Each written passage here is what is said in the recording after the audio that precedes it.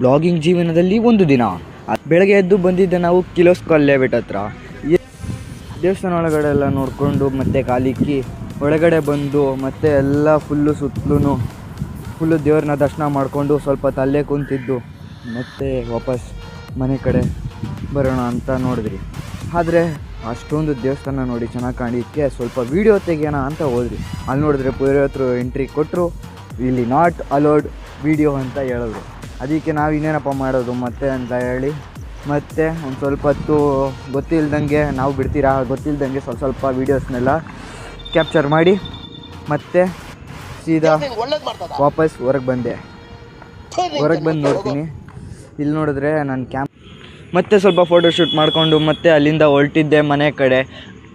ನಾನು ಮನೆ ಕಡೆ ಹೋಗ್ತೀನಿ, ನೀವು ಸಬ್ಸ್ಕ್ರೈಬ್ ಮಾಡೋ ಕಡೆ ಹೋಗಿ ಅಂತ ಹೇಳ್ತಾ, ಈ ವಿಡಿಯೋ ಇಷ್ಟ ಆಗಿದ್ರೆ ಶೇರ್ ಮಾಡಿ, ಕಮೆಂಟ್ ಮಾಡಿ, ಸಬ್ಸ್ಕ್ರೈಬ್ ಮಾಡಿ ಅಂತ ಹೇಳ್ತಾ ಈ ವಿಡಿಯೋನ ಇಲ್ಲಿಗೆ ಎಂಡ್ ಮಾಡ್ತೀನಿ.